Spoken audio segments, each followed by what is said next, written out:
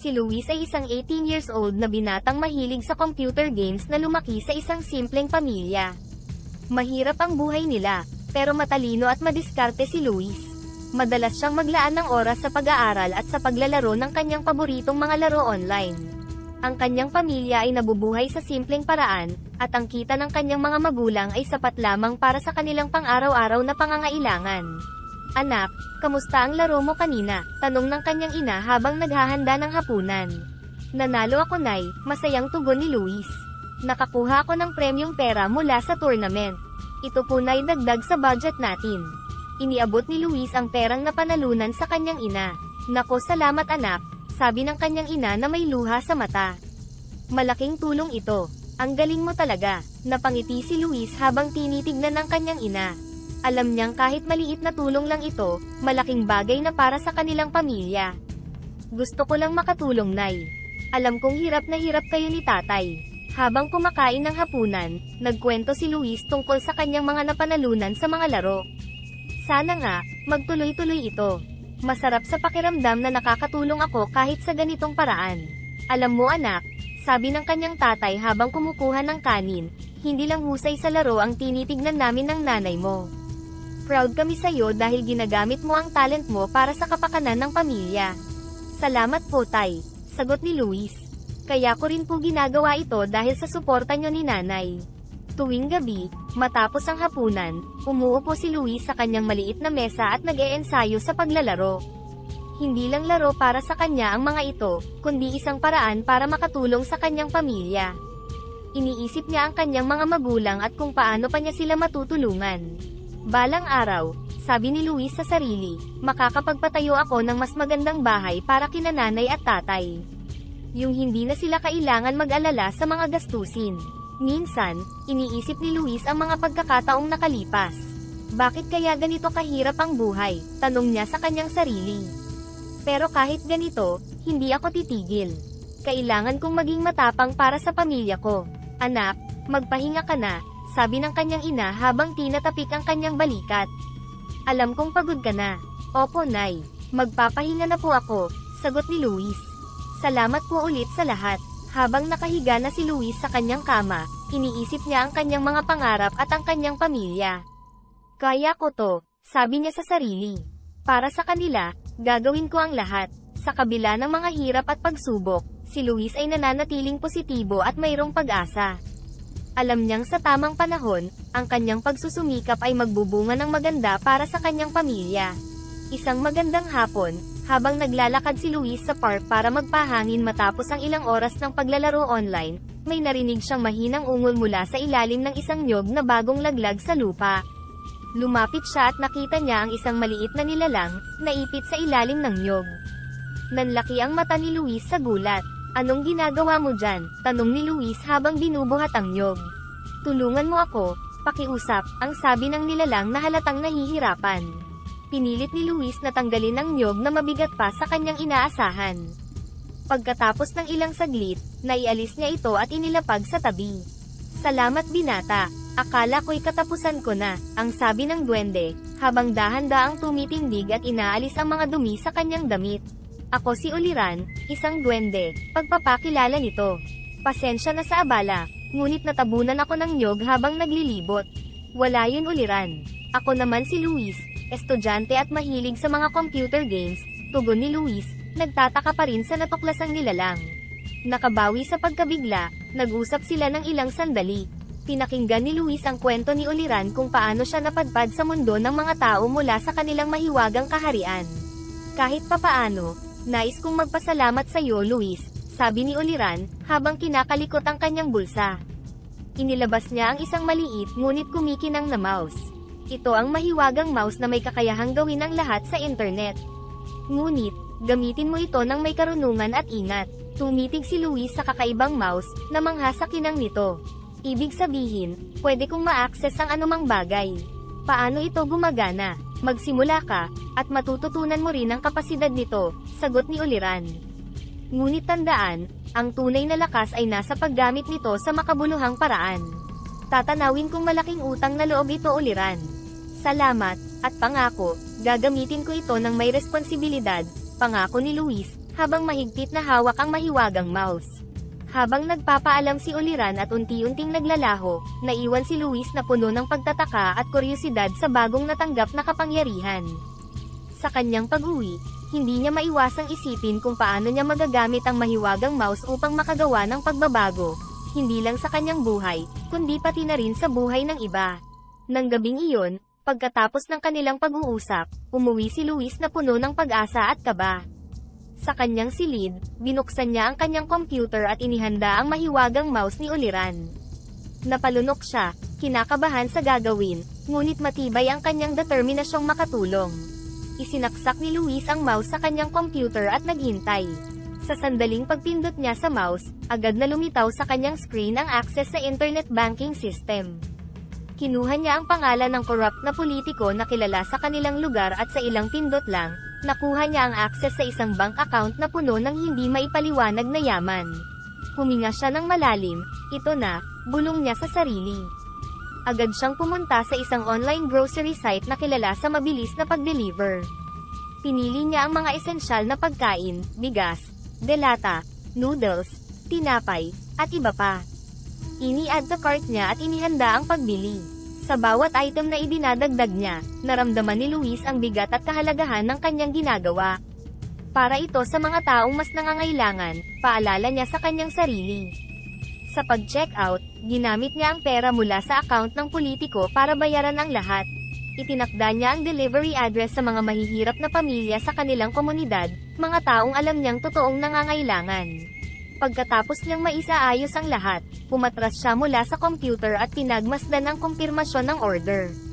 Ang damdamin ng pag-aalala ay unti-unting napalitan ng kasiyahan. Sana'y makatulong ito kahit papaano, sabi niya sa kanyang sarili. Sa mga sumunod na araw, kumalat ang balita sa komunidad. Maraming pamilya ang nagulat nang matanggap ang mga pagkain. Hindi nila alam kung saan ito galing, ngunit ang bawat isa ay puno ng pasasalamat. Sa isang lokal na forum sa internet, isang thread ang lumitaw na puno ng pasasalamat mula sa mga nakatanggap. Salamat sa kung sino man ang nagpadala ng tulong, isang komento ang sabi. Napakalaking bagay nito para sa amin, nakangiti si Luis habang binabasa ang mga komento. Sa kabila ng takot sa mga posibleng kahihinatnan ng kanyang ginawa, nagawa pa rin niyang makatulog ng mahimbing ng gabing iyon, umaasa na sa kanyang maliit na paraan, nakapagbigay siya ng kaunting ginhawa sa mga taong nangangailangan. Pagkatapos ng matagumpay na pamamahagi ng mga pagkain sa mga nangangailangan, naisipan ni Luis na maglaan naman ng pansin sa mga batang lansangan sa kanilang lugar. Habang naglalakad siya papunta sa tindahan isang hapon, napansin niya ang mga batang naglalaro ng mga lumang lata at bato sa tabi ng kalsada. Kitang-kita sa kanilang mga mata ang pagnanais para sa mas masayang laro. Siguro, kung may mga totoong laruan sila, mas magiging masaya ang kanilang paglalaro, bulong ni Luis sa kanyang sarili habang pinagmamasdan ang mga bata. Nang makabalik siya sa bahay, hindi na siya nagdalawang isip pa. Binuksan niya ang kanyang computer at inilabas muli ang mahiwagang mouse. Sa pagkakataong ito, pinuntirya niya ang isang kilalang mayamang kriminal sa kanilang lugar na maraming beses nang nasangkot sa mga iligal na gawain ngunit hindi kailanman naparusahan dahil sa kanyang impluwensya. Sa ilang pindot lang, nakuha ni Luis ang access sa isang malaking halaga ng pera mula sa mga account nito. Pambili ito ng mga laruan para sa mga bata, ani Luis habang nagbabrowse sa online toy store. Nag-order siya ng iba't ibang klase ng laruan, mga bola, manika, mga set ng building blocks, at iba pang educational toys na akma sa iba't ibang edad ng mga bata. Pinili niyang i-deliver ang mga ito direkta sa isang lokal na charity na nag-aalaga sa mga batang lansangan. Habang hinihintay niya ang kumpirmasyon ng order, may kaba pa rin sa kanyang dibdib. Sana wala itong masamang kahihinatnan, sabi niya sa kanyang sarili. Ngunit sa tuwing naaalala niya ang mga ngiti ng mga bata, nababawasan ang kanyang pag-aalala. Isang umaga, isang linggo matapos ang pag-order, nagkaroon ng pagtitipon sa lokal na community center kung saan ipinamahagi ang mga laruan. Nakipag-ugnayan si Luis sa mga organizer para masiguro na ang lahat ay mapupunta sa mga deserving na bata. Dito po, iabot niyo Jenny John at Maria ang mga manika, at kay Pedro ang bola, marahang sabi ng isang volunteer sa kapwa niya volunteer habang pinamamahagi ang mga laruan. Nakatayo sa isang sulok, pinanood ni Luis ang kasiyahan ng mga bata. Salamat po. Salamat, sigaw ng isang maliit na bata habang mahigpit na niyayakap ang kanyang bagong manika. Sa tabi ni Luis, isang ina ang lumapit at nagsabing, hindi mo lang alam kung gaano kasaya ang anak ko ngayon. Salamat sa kung sino man ang nagbigay ng mga ito. Napangiti si Luis, walang anuman po. Para po iyan sa mga bata. Habang naglalakad pa uwi, nag-iwan sa puso ni Luis ang mga ngiting iyon ng isang pangakong magpapatuloy sa paggawa ng mabuti, anuman ang hamon. Sa kanyang isip, bawat ngiti ng bata ay nagpapaalala kung bakit sulit ang lahat ng ito. Matapos ang tagumpay ng pagbibigay ng laruan sa mga bata, naisip ni Luis na may isa pang mahalagang pangangailangan ang kanyang komunidad, ang damit. Marami siyang nakikitang mga kapitbahay, lalo na ang mga bata at matatanda, na kulang sa maayos na damit na magagamit araw-araw. Nang gabing iyon, naupo si Luis sa harap ng kanyang computer, hinawakan ang mahiwagang mouse, at huminga ng malalim bago simulan ang kanyang susunod na hakbang. Buong ingat na hinanap ni Luis ang impormasyon ng isang corrupt na opisyal ng gobyerno na kilala sa pagkakaroon ng malaking yaman ngunit may maraming reklamo ng corruption.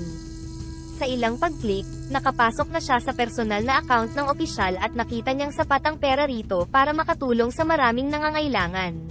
Hindi ko maatim na may perang nakatago lang samantalang maraming nangangailangan ng tulong, bulong ni Luis habang inililipat ang pera sa isang online retail store para bumili ng damit. Bumili si Luis ng mga simpleng damit, jacket, sapatos, at iba pang pang-araw-araw na gamit. Itinakda niya ang delivery address sa isang lokal na simbahan na nagpapatakbo ng charity works para sa mga mahihirap. Isang hapon, dumating ang mga kahon ng damit at agad itong tinanggap ng mga volunteers sa simbahan.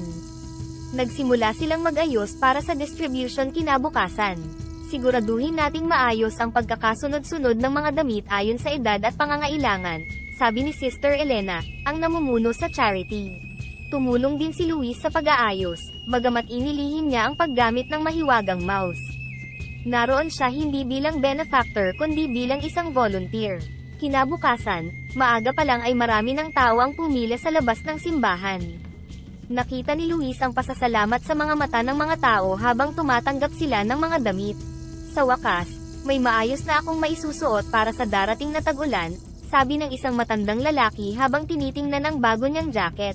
Maraming salamat po. Ngayon may bagong sapatos na ako para sa eskwela, masayang sabi ng isang batang babae. Nakatayo sa tabi, pinagmasdan ito lahat ni Luis. Bawat pasasalamat na kanyang naririnig ay nagdudulot ng kakaibang init sa kanyang puso. Kahit papaano, naramdaman niyang tama ang kanyang mga ginagawa. Sa pagtatapos ng araw, habang tinutulungan niya si Sister Elena sa pagliligpit, nagpasalamat ang madre sa kanya. Salamat Luis, sa iyong walang sawang pagboluntaryo dito. Masaya po akong makatulong sister, sagot ni Luis, ngumiti ng may pagkakatago ng lihim. Habang naglalakad pa uwi, napuno ng mga saloobin ang isip ni Luis.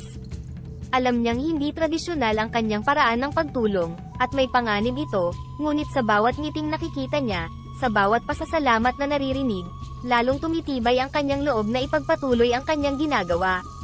Sa susunod, ano pa kaya ang maaari kong gawin para makatulong? Tanong niya sa sarili, puno ng pag-asa at determinasyon. Isang mainit na hapon, habang naglalakad si Luis papauwi mula sa tindahan, narinig niya ang mga magsasaka sa kanyang barangay na nag-uusap tungkol sa kanilang mga hirap. Walang sapat na kagamitan para sa pagsasaka, at ang ilan sa kanila ay gumagamit pa rin ng lumang mga kasangkapan na halos sira na. Pare, kung mayroon lang sana tayong maayos na mga kagamitan, baka mas madami pa tayong maaani, sabi ng isang magsasaka, habang pinupunasan ang pawis sa kanyang noo. Totoo yan, pero saan naman tayo kukuha ng pera para dyan? Mahal ang mga bagong gamit, tugon ng isa pa, may bakas ng pag-aalala sa mukha. Narinig ni Luis ang kanilang usapan at naramdaman niya ang bigat ng kanilang sitwasyon. Pagdating niya sa bahay, agad siyang umupo sa harap ng kanyang computer at hinawakan ang mahiwagang mouse. Alam niyang may magagawa siya para sa mga magsasaka. Pinuntirya niya ang isang kilalang magnanakaw ng lupa sa kanilang probinsya. Sa ilang pindot lang, nakapasok siya sa mga account ng taong ito at nakita ang malaking halaga ng perang hindi makatarungang naipon. Oras na para mabigyan ng katarungan ang perang ito, bulong ni Luis habang inililipat ang pera sa isang online agricultural supply store. Bumili siya ng mga bagong araro, mga buto ng iba't ibang pananim, at iba pang mahahalagang kagamitan para sa pagsasaka. Pagkatapos niyang ilagay ang order, tinawagan niya ang presidente ng kooperatiba ng mga magsasaka sa kanilang lugar. Magandang araw po Mang Tonyo. May magandang balita po ako para sa inyo, sabi ni Luis sa telepono. Ano yun Luis? Sagot ni Mang Tonyo, na may bahid ng pagtataka. May darating po na bagong kagamitan para sa inyo mula sa isang anonymous donor. Sana po ay makatulong ito sa inyong pagtatanim. Hala, talaga ba? Salamat. Salamat sa kung sino man yon. Malaking tulong to sa amin, lalo na ngayong panahon ng taniman, masayang tugon ni Mang Tonyo. Nang dumating ang mga kagamitan, nagtipon ang mga magsasaka sa barangay hall para sa pamamahagi. Ang bawat isa sa kanila ay may ngiti sa mukha habang tinatanggap ang mga bagong araro at iba pang gamit. Sa wakas, makakapagtrabaho na kami ng maayos, sabi ng isang magsasaka habang hinahawakan ang bagong araro. Maraming salamat sa kung sino man ang nagbigay nito. Pagpalain nawa siya, dagdag ng isa pang magsasaka. Nakatayo sa likod, pinanood ni Luis ang eksena. Hindi man niya direkta sinabi na siya ang may gawa nito, sapat na sa kanya ang makita ang kasiyahan at pasasalamat sa mga mukha ng mga magsasaka. Sa kanyang pag-uwi, naramdaman ni Luis ang isang malalim na kasiyahan sa kanyang puso. Tama ang kanyang ginawa, at bagamat alam niyang delikado ang kanyang mga aksyon, nanaig ang pagnanais niyang makatulong.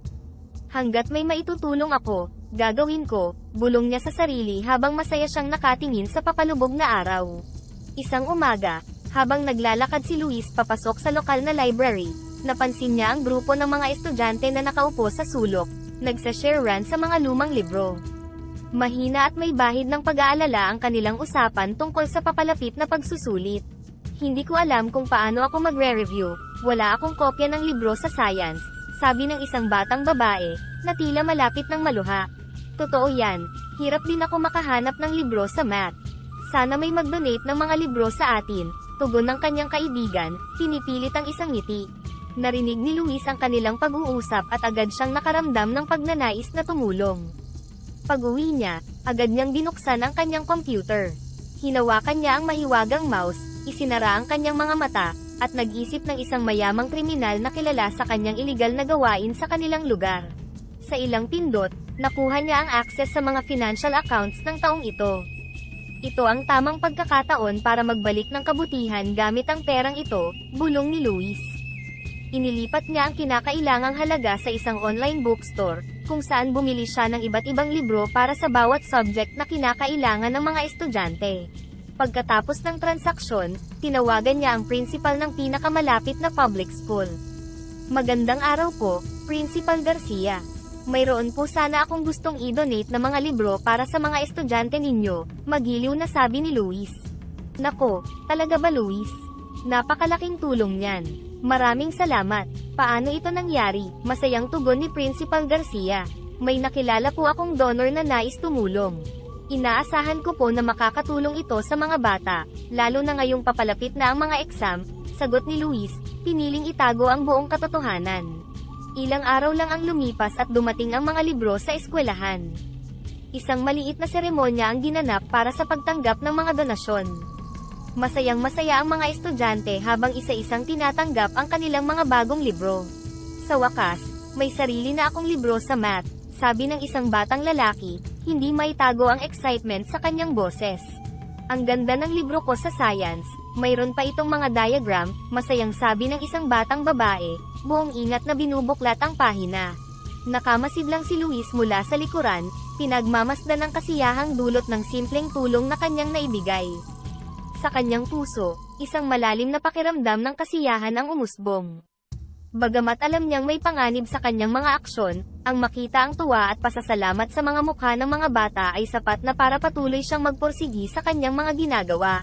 Isa-isa lang, makakagawa rin ako ng pagbabago, bulong niya sa sarili, umaasang ang bawat aklat na naipamahagi ay magsisilbing susi para sa mas magandang kinabukasan ng bawat estudyante. Sa sunod na hakbang ng kanyang misyon, napansin ni Luis na maraming matatanda sa kanyang lugar ang nahihirapan bumili ng kanilang mga kinakailangang gamot. Isang araw, habang kasama niya ang kanyang lolo sa isang local health center, narinig niya ang pag-uusap ng dalawang matanda. Mahirap talaga pag wala kang pera para sa gamot, pare.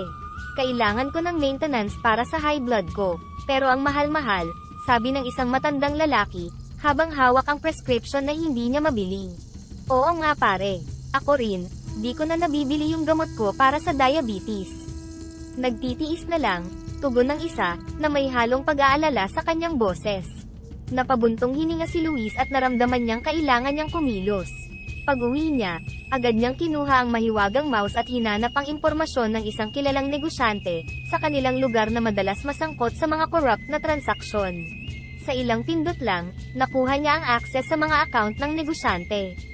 Panahon na para gamitin ang perang ito sa tama, ani Luis, habang inililipat ang malaking halaga para sa pagbili ng mga kinakailangang gamot. Bumili si Luis ng iba't ibang klase ng maintenance medicines para sa mga kondisyon tulad ng high blood pressure, diabetes, at sakit sa puso.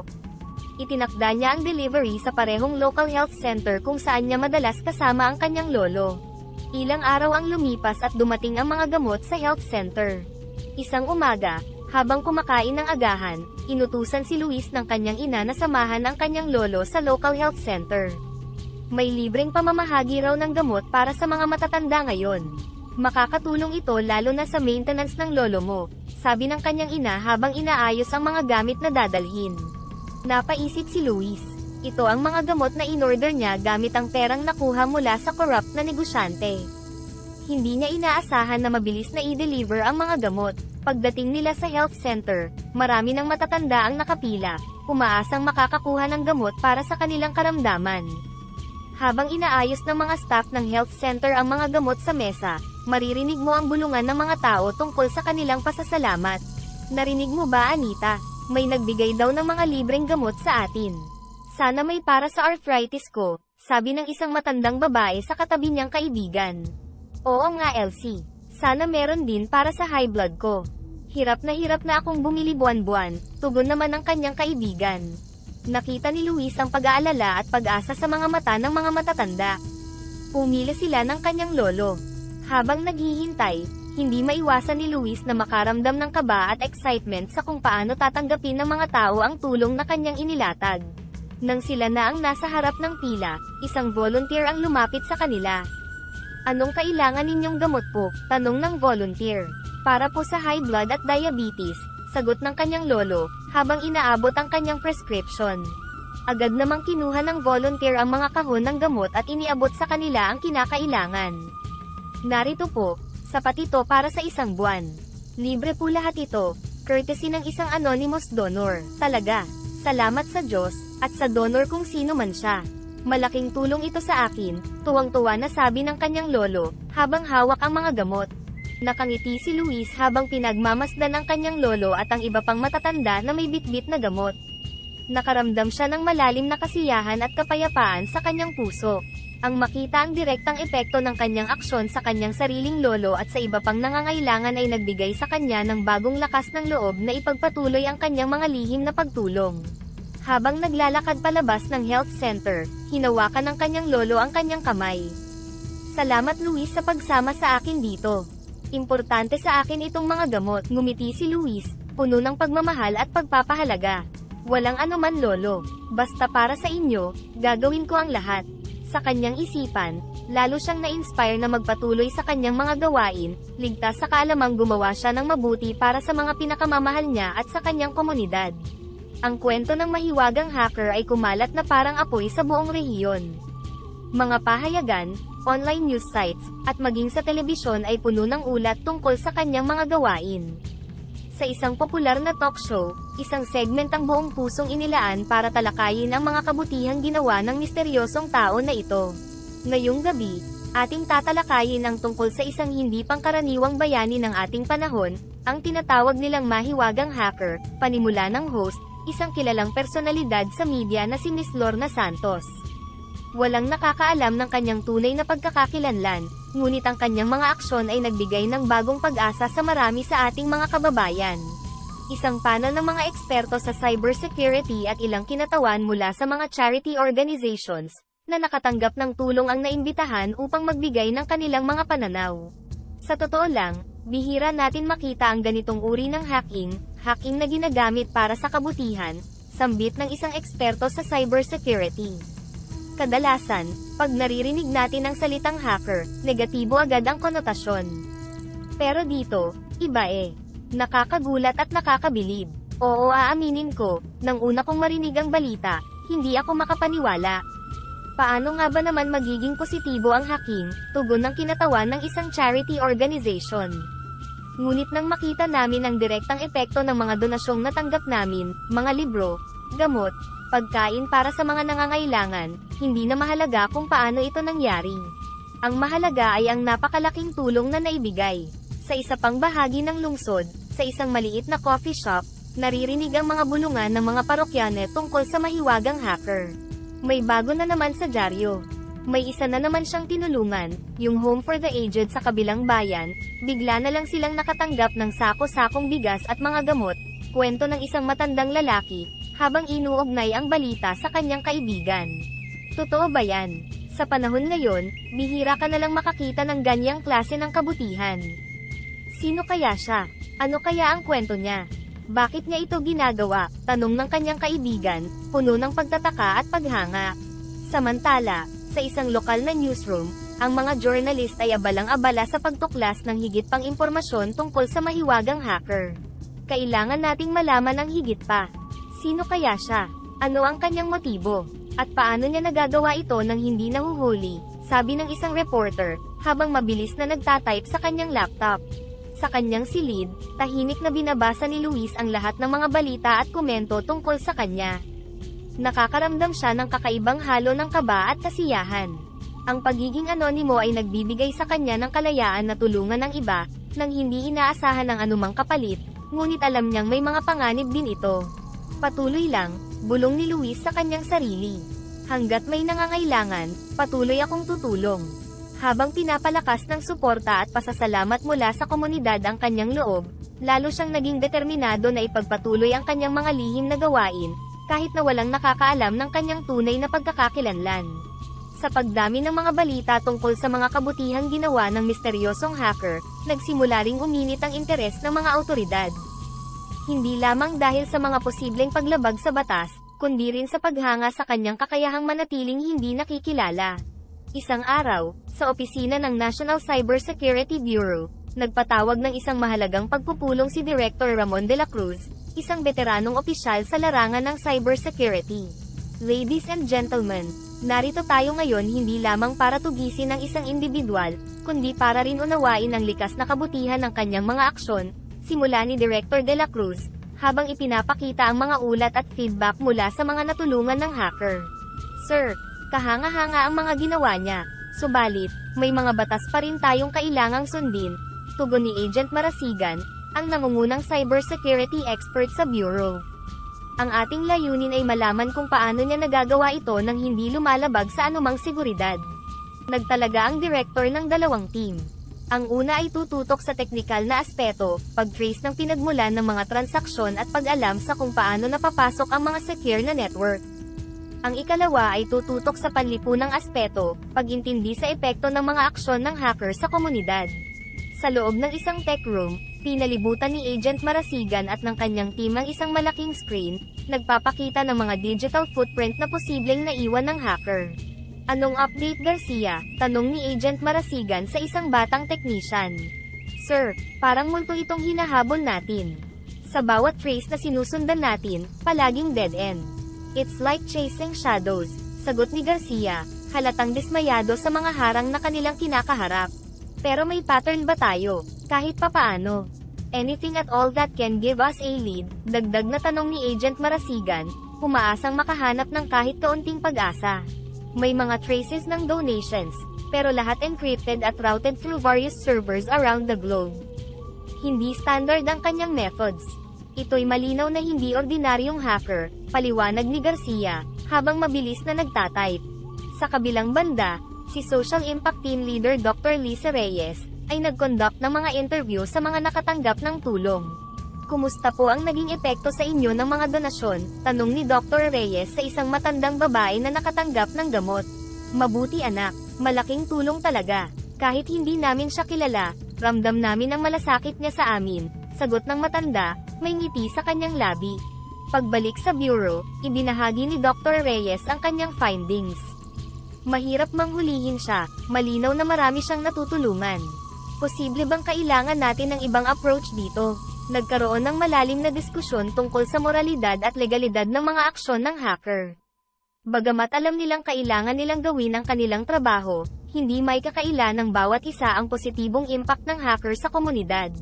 Let's keep digging, but let's also keep an open mind. We're dealing with someone very unique here. Pagtatapos ni Director De La Cruz, habang patuloy ang kanilang paghahanap sa isang taong gumawa ng pagkakaiba, habang nananatiling isang anino sa digital na mundo. Sa kabila ng masusing pagtutok at paggamit ng pinakabagong teknolohiya sa cybersecurity, patuloy na nabigo ang mga awtoridad, na mahanap at mahuli ang misteryosong hacker na si Luis. Ang kanyang galing sa paggamit ng mahiwagang mouse, at ang kanyang kakayahan na manatiling hindi nakikilala, ay nagdulot ng malaking frustrasyon sa loob ng National Cybersecurity Bureau. Sa isang secure na conference room, muling nagpulong ang team ni Agent Marasigan. Kailangan nating pag-isipang mabuti ang ating diskarte. Malinaw na hindi biro ang ating kalaban. May kakayahan siyang umiwas sa lahat ng ating traps at surveillance, sabi ni Agent Marasigan, habang pinapakita ang diagram ng kanilang nabigong operasyon. Sir, posible bang may access siya sa uri ng teknolohiya na hindi pa natin alam o naiintindihan? Baka kailangan nating mag-isip outside the box dito, suwestyon ni Garcia, ang technical analyst. Agreed. Garcia, coordinate with international cybersecurity units. Hanapin natin kung may similar cases sa ibang bansa at kung paano nila ito hine-handle. Utos ni Agent Marasigan, na ngayon ay mas determinado pa na malutas ang kaso. Samantala, si Luis, walang kaalam-alam sa intensyon ng mga awtoridad, ay patuloy sa kanyang misyon. Isang gabi, habang nakaupo sa harap ng kanyang computer, binubuksan niya ang susunod na account ng isang madayang negosyante. Oras na para sa susunod na hakbang, bulong niya sa sarili, habang dahan-daang nagtatype at iniisip ang susunod niyang tutulungan. Sa isang barangay hall, bilang volunteer tumutulong si Luis na ipamahagi ang mga sapatos at damit sa mga bata ng kalye. Maraming salamat po, ang saya-saya ko po, sambit ng isang maliit na batang babae, na masayang tumatakbo palayo suot ang bagong sapatos. Nakakagaan ng puso, di ba? Tanong ni Aling Nena, isang local social worker, habang nakangiti kay Luis. Opo Aling Nena, wala pong kapantay ang makita silang masaya, sagot ni Luis, ang kanyang puso ay puno ng kasiyahan at kapayapaan. Habang patuloy ang paminigay, hindi moari ni Luis ang panganib na posibleng kanyang kinakaharap. Sa kanyang simpleng tahanan, sa kanyang simpleng silid, walang kaalam-alam na siya ang sentro ng isa sa pinakamalaking cyber manhunt sa bansa. Sa headquarters ng Cybersecurity Bureau, nagtatapos ang araw na may pakiramdam ng kabiguan, ngunit may determinasyon na hindi pa rin titigil. Patuloy tayong magsikap, mag-aral, at mag-isip. Hindi lang ito basta paghuli sa isang lawbreaker, ito ay pag-unawa sa isang bagong uri ng cyber phenomenon, sabi ni Director De La Cruz sa kanyang team, nagpapaalala sa kanila na ang bawat hamon ay may kasamang oportunidad na matuto at lumago. Sa kabila ng kanilang mga pagsisikap, nananatiling malaya si Luis, patuloy sa kanyang hindi pangkaraniwang paraan ng pagtulong, isang bayaning hindi nakikita at hindi kilala, ngunit ramdam ang epekto sa bawat sulok ng kanyang komunidad. Isang tahimik na gabi, habang si Luis ay nakaupo sa kanyang desk, nagmumuni-muni sa mga tulong na kanyang naipamahagi, bigla na lamang lumitaw si Oliran. Ang maliit na duwende, na may mukhang puno ng pag-aalala, ay lumitaw sa gitna ng silid, na tila may mahalagang sasabihin. Luis, kailangan nating mag-usap, panimula ni Oliran, ang kanyang boses ay seryoso at mabigat. Nagulat si Luis sa biglaang paglitaw ni Oliran. Oliran, anong nangyari? Bakit ka nagbalik? Hindi tama ang ginagawa mo Luis, sagot ni Oliran, ang kanyang mga mata ay direktang nakatingin kay Luis. Oo marami kang natulungan, ngunit ang paraan ng iyong pagtulong, hindi ito tama. Hindi maaaring manggaling sa mali ang paggawa ng kabutihan. Napabuntong hininga si Luis, tila nasaktan sa bigat ng mga salitang binitawan ni Oliran.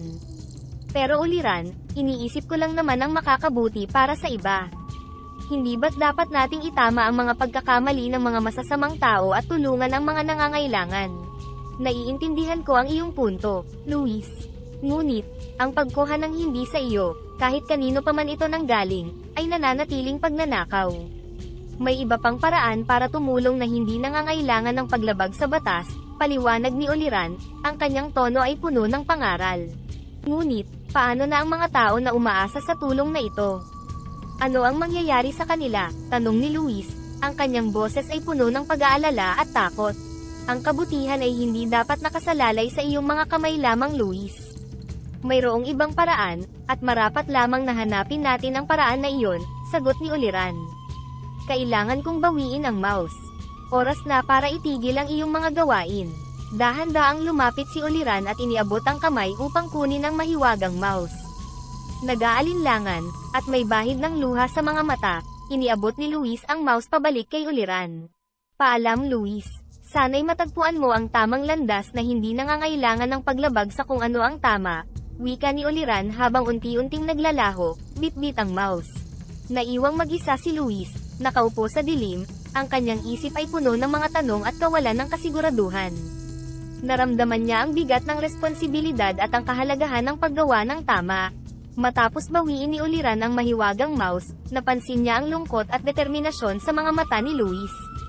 Napagtanto ni Oliran na bagamat mali ang proseso ng pagtulong ni Luis, ang pagnanais nitong tumulong ay taos-puso at malinis ang intensyon. Naisip ni Oliran na bigyan si Luis ng isa pang pagkakataon na makatulong sa tamang paraan. Isang gabi, nagbalik si Oliran dala ang isang lumang lata na may kakaibang simbolo sa paligid nito. Luis, naiintindihan ko ang iyong hangarin na tumulong. Ito ang lata na maaari mong gamitin sa mabuting paraan, sabi ni Oliran, iniabot ang lata kay Luis. Paano ito gagamitin? Tanong ni Luis, pinag-aaralan ang mga simbolo na nakaukit sa lata. Sa tuwing kabilugan ng buwan, maglagay ka ng sariwang pitas na kalamansi dito. Pagkatapos ng 7 araw, ang kalamansi ay magiging ginto. Gamitin mo ang gintong ito para tulungan ang ating komunidad sa legal na paraan, paliwanag ni Oliran. Napangiti si Luis, puno ng pag-asa. Salamat, Oliran. Pangako, gagamitin ko ito sa tama at makabuluhang paraan. Sa mga sumunod na linggo, sinunod ni Luis ang mga tagubilin ni Oliran. Tuwing kabilugan ng buwan, maingat niyang inilalagay ang sariwang pitas na kalamansi sa lata. At totoo nga, pagkatapos ng 7 araw, ang mga ito ay nagiging purong ginto. Gamit ang ginto, itinatag ni Luis ang Gintong Pag-asa, isang charity foundation na nakatuon sa edukasyon at kalusugan. Nagsimula siyang mag-organisa ng mga fundraiser at iba't ibang aktibidad upang mapalaki ang pondo ng foundation.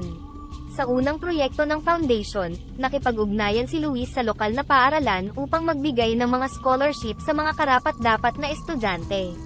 Sa tulong ng Gintong Pag-asa, maraming kabataan ang magkakaroon ng pagkakataon na makapag-aral at maabot ang kanilang mga pangarap, sabi ni Luis sa isang pagtitipon na dinaluhan ng mga magulang, guro, at mga estudyante. Sir Luis, hindi ko po alam kung paano magpasalamat. Ang anak ko po ay makakapagtapos na ng pag-aaral dahil sa inyong tulong, sabi ng isang ina, lumuluha sa tuwa. Ang edukasyon ang pinakamahalagang regalo na maaari nating ibigay. Masaya ako na nakakatulong kami, tugon ni Luis, na may kasiyahan sa kanyang puso na makita ang positibong epekto ng kanyang mga pagsisikap. Habang lumalaki ang foundation, naging inspirasyon si Luis sa kanyang komunidad. Marami ang humanga sa kanya at sa kanyang patuloy na pagsisikap na gumawa ng mabuti. Ang kanyang kwento ay naging halimbawa ng kabutihang maaaring magmula sa pagsisikap at dedikasyon sa pagtulong sa kapwa. Sa pagtatapos ng araw, umuwi si Luis na may ngiti sa kanyang mukha, nagpapasalamat sa pagkakataong ibinigay ni Oliran at sa mga biyayang kanyang natanggap. Ang bawat gintong kalamansi ay hindi lamang nagdala ng yaman sa kanyang bulsa kundi nagdala rin ng pag-asa at liwanag sa buhay ng marami.